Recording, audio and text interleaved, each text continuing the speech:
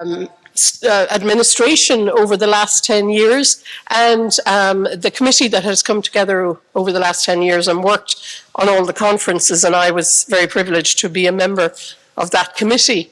And from the beginning, we strove to ensure that gender and class would also be very much part of this decade of centenaries. I had a look back on what we've discussed over the last 10 years, starting in 2012 with historians and public history, and then every year looking at what was pertinent for that year: Labour in 2013, the road to war in 2014, obviously 1916 in 2016, votes for people in 1918, state formation, violence, all those sort of things. And so now we're at the end of our decade of centenaries, Universities Ireland's conferences, reflections, endings, aftermaths, and outcomes. And it is a particular pleasure to me that we end with a woman keynote speaker. I think that is a fantastic thing to happen. And particularly this historian, Professor Lindsey Byrne, who's Professor of Contemporary Irish History at Trinity College Dublin, and was chair of the expert advisory panel of the 20th Century History of Ireland Galleries at the Museum of Ireland. Lindsey has researched widely on issues of poverty, welfare, gender, sexuality, vulnerability, and marginalised groups. And one of her recent publications was on Ireland's abortion journey with Diane Urquhart of Queen's, the Irish Abortion Journey 2020 to 2018. Of course, her Letters of the Catholic Poor, Poverty in Independent Ireland would be well known to many of you, and The Mother and Child, Maternity and Child Welfare, published in 2007. And I was very privileged to participate in Lindsey's, you were the main speaker in the documentary Forgotten, The Widows of the Irish Revolution. And it was a great pleasure to be a talking head on that as well. But today, Lindsey is going to give us our final keynote on the Universities Ireland, Negotiating Grief in the Archives, Gender, Loss and the Irish Free State. Lindsey Byrne. Thank you. Thank you.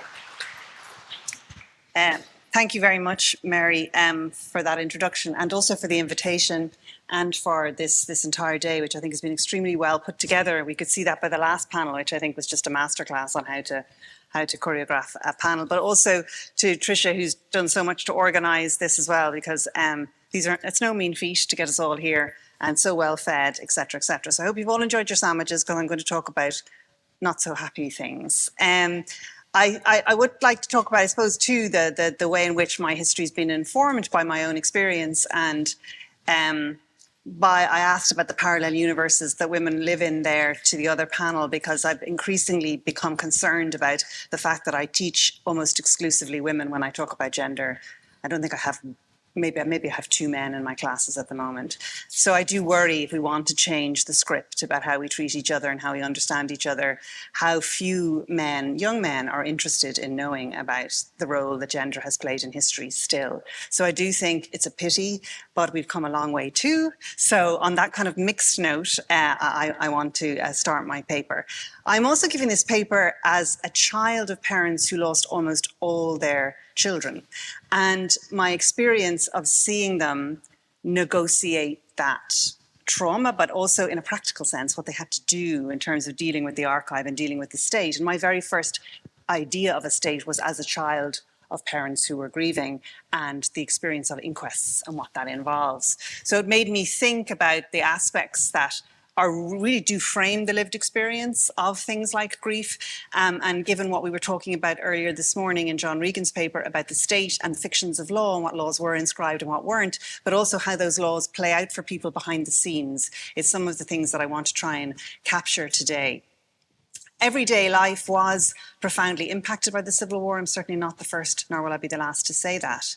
But let's think about it just on a really micro level. Every loss, death and injury happened to and profoundly reshaped a family in some way, right? So this is a community of people, and that's one of the things you really see in wonderful source material like the Bureau of Military Service Collection, that there's a community even creating these files. It requires so many people to try to explain what's happened, but also so many people have been impacted by what happens. We know, and Mary McAuliffe, I think, has memorably called it the brother against brother trope. We know that the historiographical focus on families has tended to be on the damage done by the ideological split of the war. But that, I think, elides both the gender dimensions of that violence and grief, and I think the emotional impact of death and injury on a family, but also too on their energy, on what is going to be required of them to survive in a practical sense. Schaefer Akron's pioneering study, Spiritual Wounds, raises important questions regarding historians' engagement with the psychological impact of the Civil War and explores ways survivors processed trauma through writing. And if you haven't read that book, for me, it's a fantastic book, but the last chapter where she talks about her own relationship to her family's trauma, and it's a real model for how to think about, as a historian, what your experience is doing to inform what you write. So I would recommend that highly for anyone at the moment trying to grapple with how to deal with the narratives they're writing as historians. This afternoon, I want to consider the experiences for those for whom the processing of trauma was often forced to take second place to that immediate emotional loss. In other words, the most important thing really was survival in the wake of death or profound injury of a loved one. The sort of things that you don't think about till you do lose somebody. For some, the initial task involved trying to get a clear picture of what had happened to their relative. And you can see that sadly across the world right now. What actually happened, in what circumstances did they die? What story can I tell about them and therefore about my loss? Where and why their death or injury had occurred, what sense can I make of it? Was it pointless? Is there any redeeming narrative to be had about this? While other families had loved ones returned to them sick, physically or mentally injured, and sometimes beyond repair.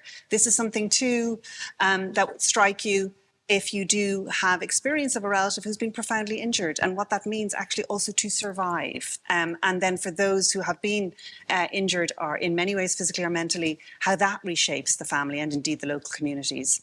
Many of the families diminished and damaged by the Civil War faced an uncertain financial future, and that's been beautifully evoked already in the panel before me.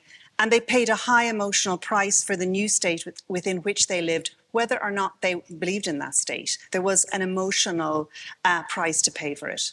The Civil War was part of a continuum of violent conflict, which I think sometimes when we do our conferences, which is totally understandable, in these kind of categories, we forget that these people had experienced upheaval in some sense or another for more than a decade. And it's something that the work of Fionnuala Walsh on the Great War, she really positions Ireland as a post-war society and makes us think a little bit about the other ways in which Irish life, everyday life, was impacted by the current of phenomenal upheaval and change during the first 2 decades of the 20th century.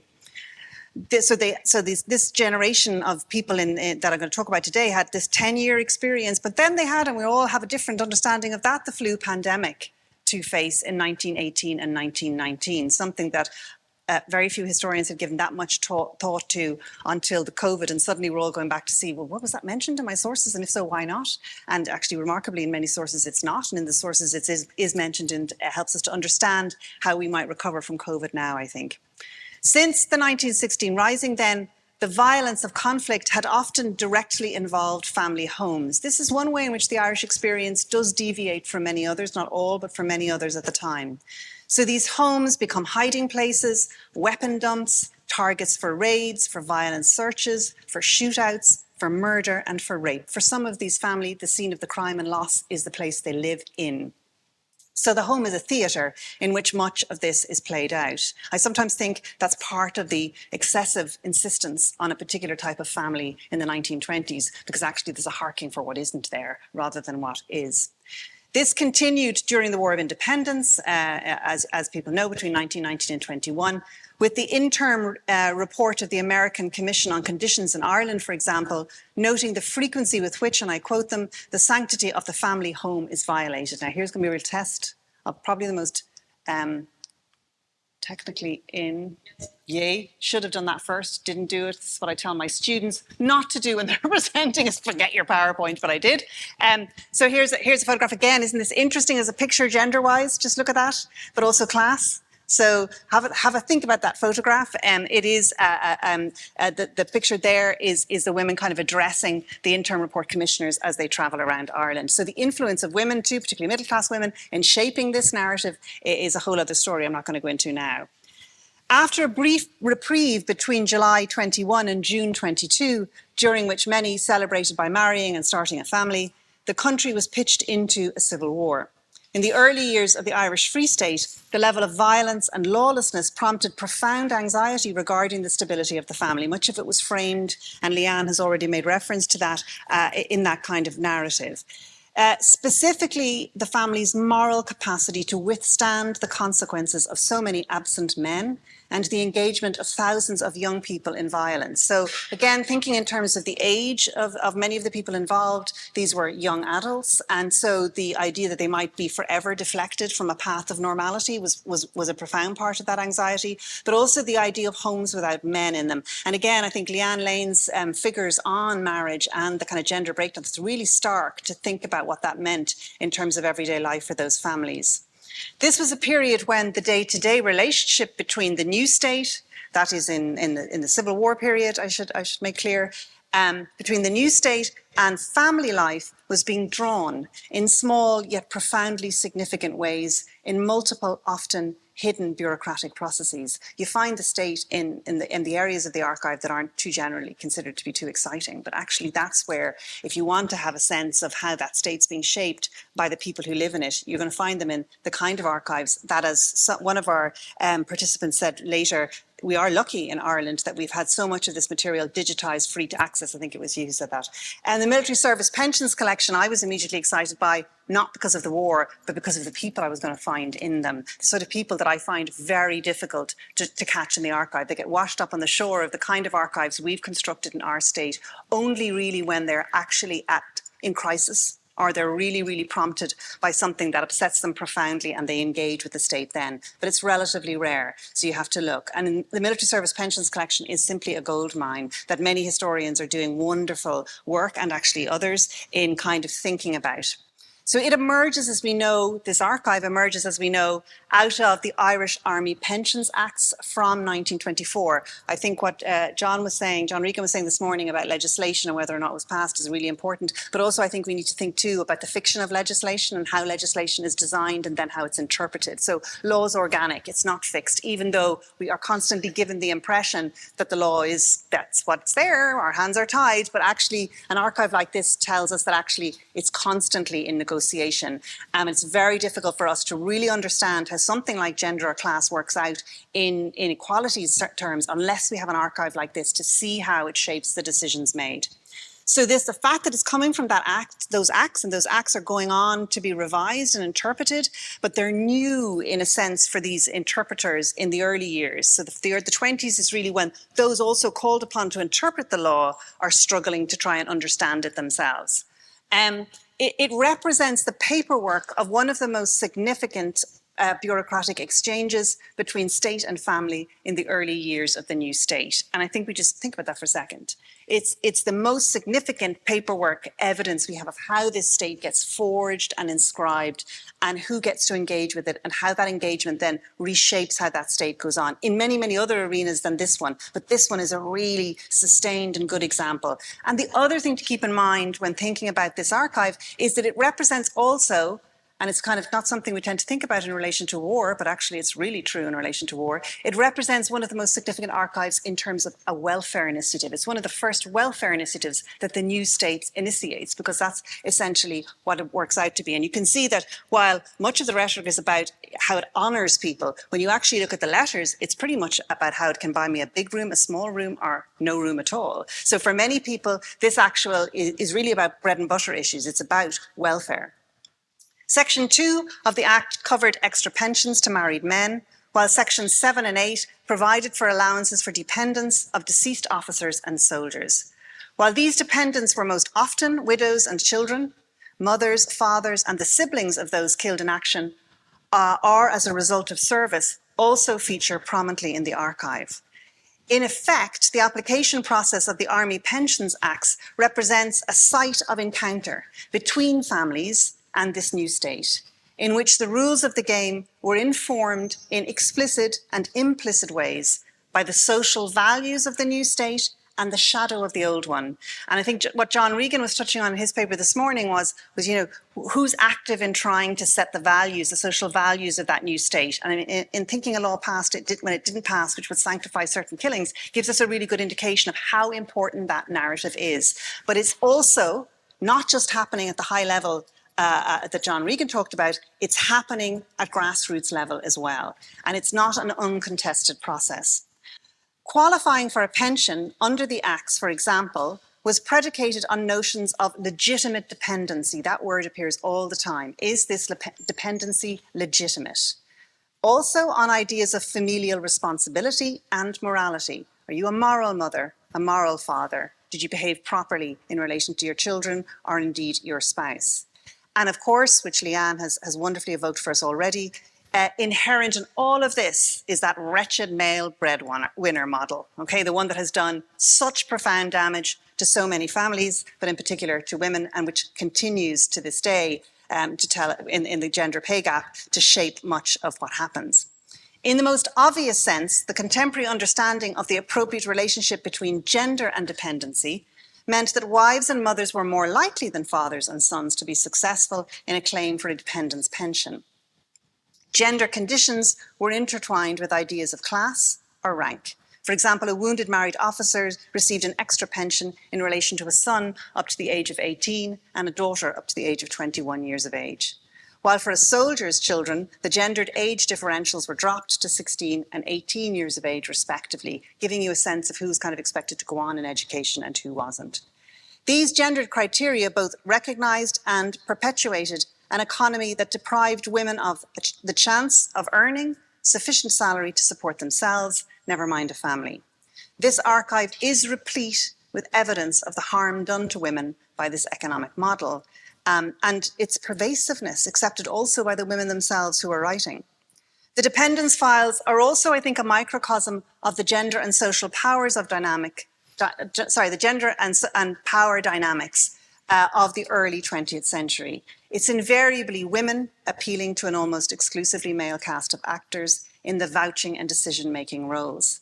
The voice of appeal, therefore, is female. The voice of arbitration and decision is often male.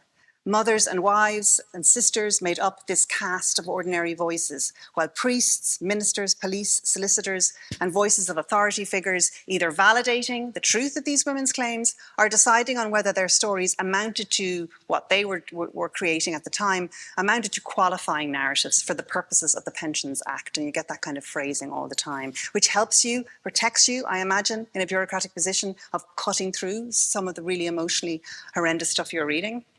The decisions reflected in this archive were often life-changing for the applicants and their families, and I think it's worth dwelling on that.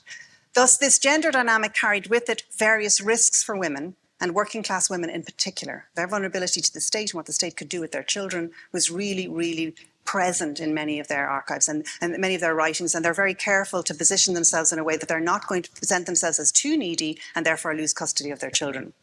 There were, of course, numerous examples of kindness in this archive, both within the constrained system of the wider community, so examples of community members that had been very kind, which tried in various ways to repair itself, this community, and help those most injured by the country's transition to independence. But kindness is no match for bureaucracy.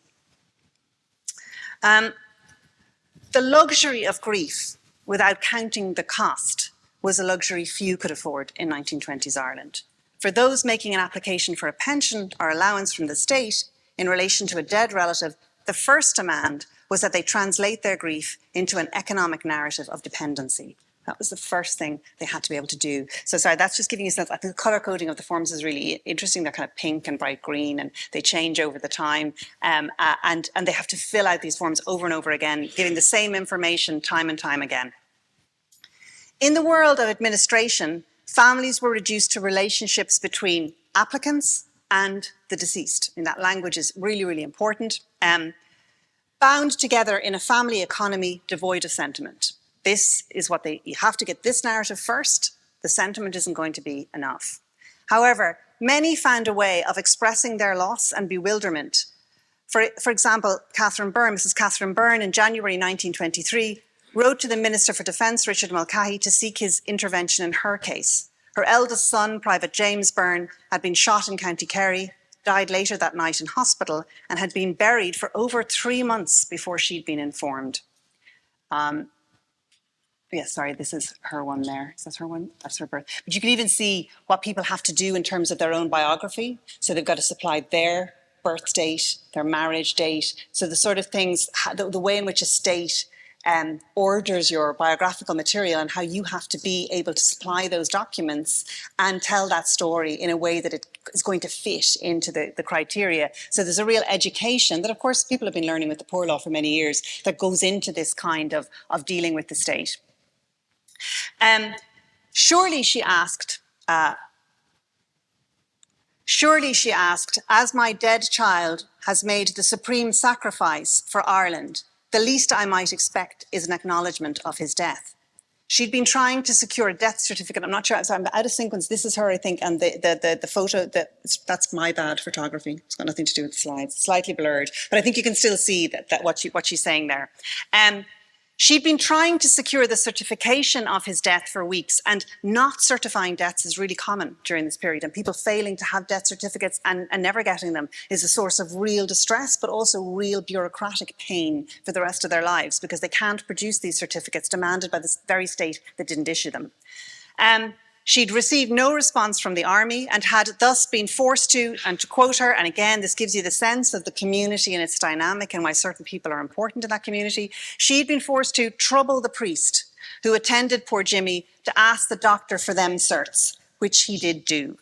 She explained to Mulcahy, "Please forgive me troubling you. I'm sorry, as I know you have more than enough to contend with. I can get no satisfaction from anyone else. I'm a widow since Jimmy was 7 years old, and he was the eldest of my 4 children. He was only 18 years. It's breaking my heart. I had not the poor consolation of seeing him or burying him."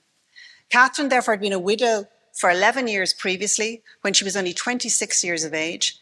And in his teenage years, her son Jimmy had been her key support while she raised 3 other children. While Catherine had managed to work prior to the death of her eldest son in a local laundry, and this is a really reoccurring theme as well, so she had worked. So this kind of domestic ideal also does not apply to widows, and it certainly doesn't apply to those who can't make ends meet. Many, many women are working. But she argues, and there's evidence to support her, and this is a theme throughout the files as well, that grief had destroyed her health and that she was unable to work since his death. Grief and unresolved grief kills. That's something that comes through often, and people understood it to do so. However, because of his previous employment, she could not be considered, because of her previous employment, she could not be considered wholly dependent upon him for the purposes of the 1923 legislation. Thus, a pension was ruled out in her case, and only a £60 gratuity was approved, which is a one-off. However, and this is where you can see the state trying to kind of find a balance, particularly in the early years, you see much more of this negotiation. On appeal, the Army reconsidered, and in making its case to the Department of Finance for an increased gratuity, revealed an awareness that grief and the trauma of not burying her own son had fundamentally broken this woman. So this is from the Army. There is no dispute about the facts. However, it is represented that the circumstances of the boy's death, the mother's uncertainty at his fate for months, and the fact that she had not the consolation of being present at his funeral preyed on the applicant's mind to such an extent as to seriously affect her health and render her unable to continue in her employment. The boy, seeing that he was the eldest, would naturally be looked to by the mother as her principal support. The question is whether, having regard to all the circumstances of the case, and in brackets again to reaffirm it, including the circumstances of his death and burial and the low financial position of the mother, you could reconsider the case. So much in that I could talk about, but it's really interesting how they're using that perceived idea of what sons should do and daughters should do, in this case, to kind of actually subvert it and to get this woman some form of a pension, but also that her words have been really important in shaping what they believe. So her talk of having no consolation is the sort of starting point, but that is a bureaucrat talking there, which is really interesting in terms of how that exchange starts to shape both narratives in this archive. While her gratuity was increased to £100, she was not considered eligible for a pension until 1953. And again, this thing is organic, so you can see how it changes. She had applied again in 1927. Thus, almost 30 years later, and this is important because this is the other thing that you see in this archive, is that some files live for 50 to 60 years. So you see the generational impact on these families, but you also see how long certain narratives had to be kept running and how they change too, how certain facts slip out of you for one generation or another, but how a family's got to keep an eye, if you like, on the story told about bereavement because the relevancy will change as the legislation changes. So almost 30 years later, Mrs. Byrne had to document her loss all over again for another generation of bureaucrats. On this occasion, however, she had to surrender what must have been one of the most precious documents she possessed. A letter written to her sister, do I have it here? Yes. A letter written to her sister by the priest who had given her son the last rites as he lay dying on the road in Kerry. Now, I cannot express how upset I was when I realised it was in the archive because she had to give it up. And she had to give it up in 1953. So she'd had it in her possession for that long. It wasn't damaged. It's an extremely important document to that family. But in order to get the pension, it was surrendered. And that's why I got to read it. And that's, you know, for a historian, that's kind of difficult. Anyway, dated the 16th of December, 1922, this letter offers a glimpse of the communal nature of grief, in which each seemingly senseless death reminded everyone else of the vulnerability of their own family. It also points to the importance of faith and faith leaders in times of crisis. Father Harrington explained, and this is from the letter that you see there. Though mortally wounded, I found James perfectly conscious on reaching him. He had little to no difficulty in making his confession, huge consolation to his mother. And after giving him absolution, I anointed him and gave him the last blessing. While the priest did not spare James's loved ones the truth, he imbued his telling with religious significance. I go on, this is also from his letter. He was naturally in great pain and said so in my asking him. But you will be glad to learn he never complained or murmured while I was with him. God rest his soul. He was a dear, and this is capitalized, good boy, one of the best I ever met. And I told the people so when denouncing the dastardly murder the following Sunday. So it's one of those moments where you get to see how that grief is taken into the church, and then a particular narrative about it is performed in front of the public, in front of the laity, about this community, about what this grief means and how it translates in a personal way. But also, he's playing his part in ensuring it doesn't continue in that state. James's mother could hardly have missed the biblical references. As with Jesus on the cross, her son forgave those who trespassed against him. In this priest's telling, James's death was an opportunity to create a new emotional community in the Free State, one which knew, that is, the new community knew who the dastardly were, but also how to forgive them. James is an example of forgiveness. For countless families, the Civil War represented the first fracturing of their intimate unit, which left them more vulnerable to future loss. That's the other thing you're struck by. When one loss happens, it can be a domino effect for a family. Several dependency files end prematurely with the death of a young woman from circumstances that must have been exacerbated by the strain of bereavement and its resultant poverty. When Michael Baker was shot dead on the 22nd of March 1923 during a raid on a house in Dunleary in County Dublin, he'd been married for just 2 years. His wife, Frances, was 23 years of age and living in one room in a house in Upper Gloucester Street in Dublin, with 2 children under the age of 3. She was awarded an army pension of 17 shillings and sixpence per week and an allowance of 8 shillings 6pence per child. However, she struggled to keep her children fed and clothed on that sum, and in 1927 wrote again to the army requesting help, interestingly, to find employment. Within a year, she was dead of typhoid. In September 1928, her father wrote to explain that he and his wife were now caring for their grandchildren. No one knows how the Baker family would have managed if Michael had survived the Civil War and returned to his family and his job as a barber, but it is highly likely trying to raise 3 children alone seriously weakened Mrs. Baker's health. The youth of so many of those that fought and died during the Civil War meant that the families left behind were often just beginning on what should have been a long journey together. Mrs. White's husband, for example, died on the 6th of July 1924, 2 weeks shy of their first wedding anniversary and a few days before their first child was born. 2 years previously, on the 11th of October 1922, he'd fallen from a moving car while on patrol with the National Army. He initially appeared to be suffering from a shoulder injury and shock, but by February 1924, he was in chronic pain and barely able to walk or stand. He was discharged from the army on the 11th of April 1924, and that December, his doctor explained to the Army's pension board that as his patient's health deteriorated, and I quote the doctor, his wife was in a delicate state of health, expecting to be confined at a near date and in very poor circumstances. I suggested that he present to the county home Rathdrum. I think that's really interesting how other kind of aspects of the state are being called in, where he died in a state of complete paralysis. I have no doubt that the accident was the original cause, which ended eventually in paralysis and death. The following month, the police investigated Mrs. White's case to find that she had no regular employment and no income and had broken up her home, and to quote the police, on the death of her husband, and is now living in a room rented, depending on her people and the St. Vincent's de Paul.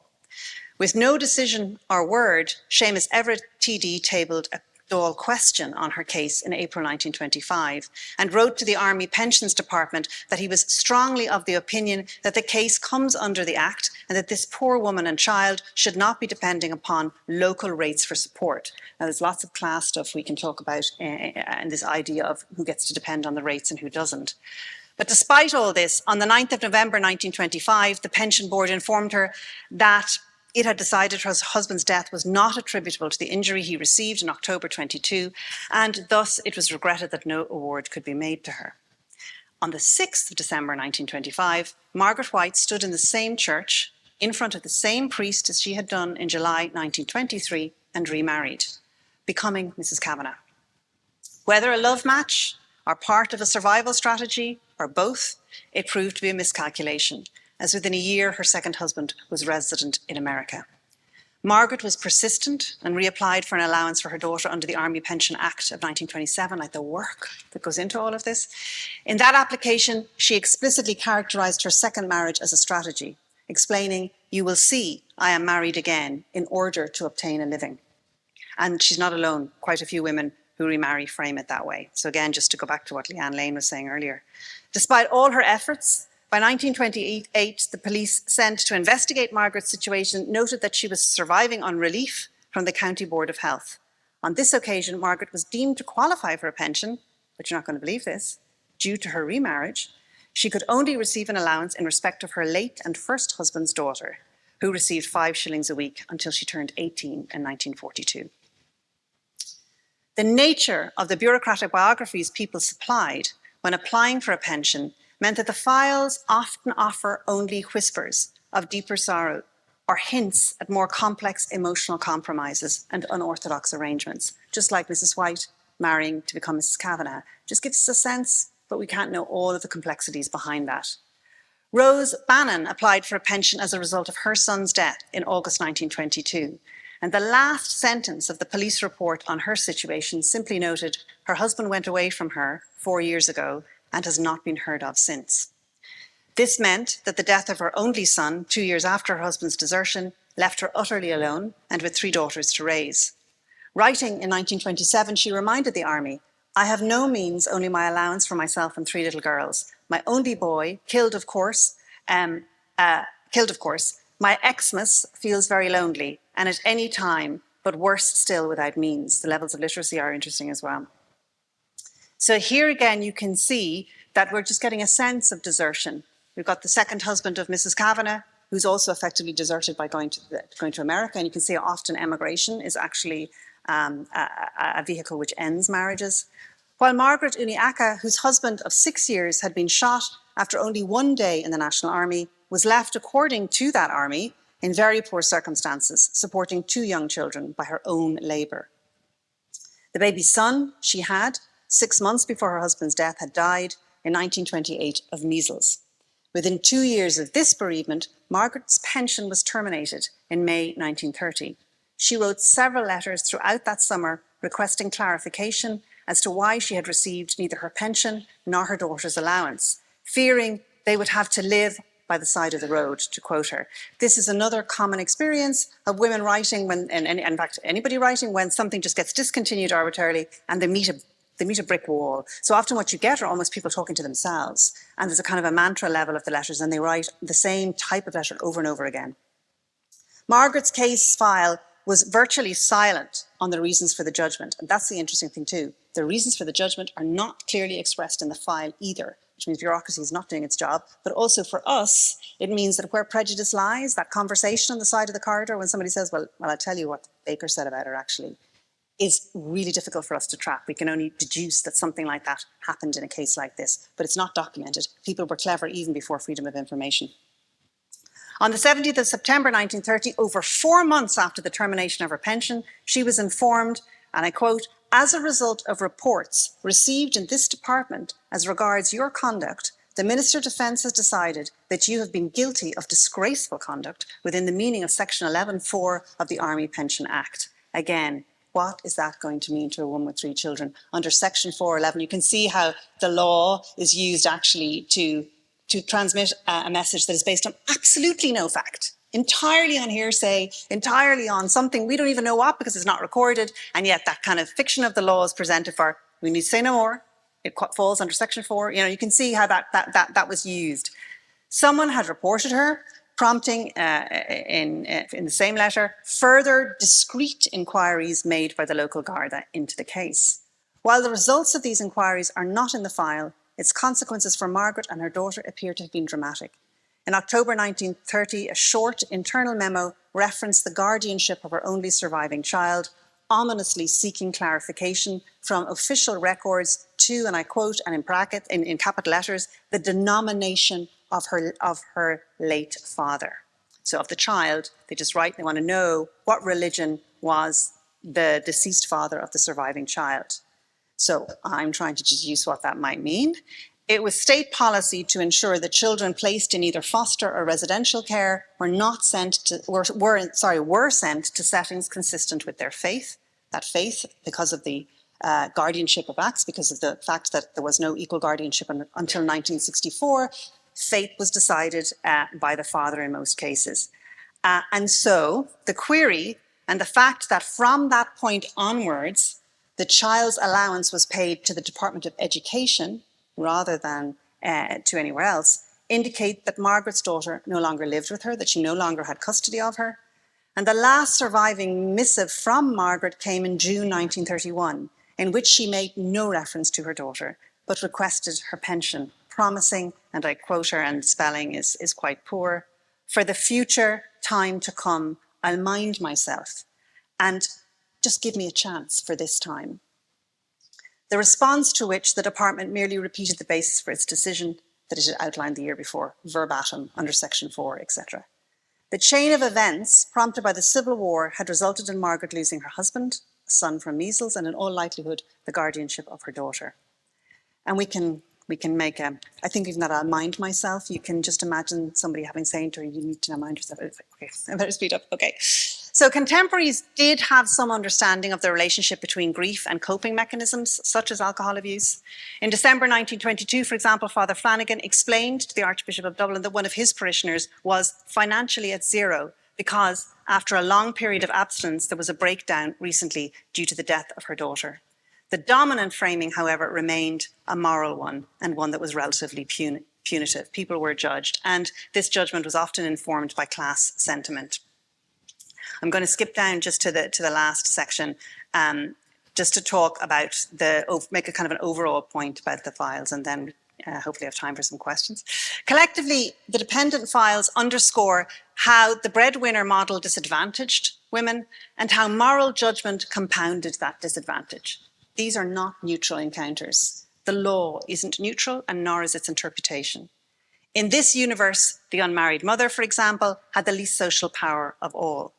Mrs. A. O'Brien's one letter, written in April 1923, remains a testament to the vulnerability of these women. She wrote to inform the army that a recently deceased soldier was the father of her daughter. She was living totally alone in a room in Dublin with her baby. I'm left my home through him for the past 12 months, she wrote, never to be let return. But thanks to my good mother, she gave what kept me going now. Otherwise, the Liffey would have covered me. I got no help from my baby's father. R.I.P., I'm sorry to say. She articulated the social pressure she was under, explaining that while living with no money and in total isolation was one thing, the hardest, she said, of all, trying to live under falsehood and finding words for every question put to you. Who am I? Who's my child? Where's the father?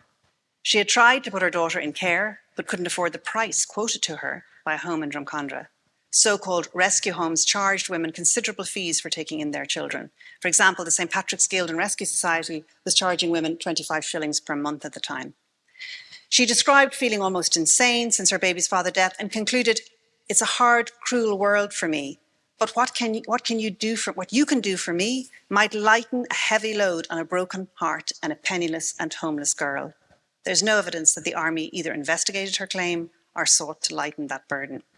The chance of a family such as hers surviving intact in 1920s Ireland, we know, was slim, largely because women and their children born outside marriage were not considered to constitute families. In fact, there was a pervasive view that such units undermined the status of so-called legitimate families.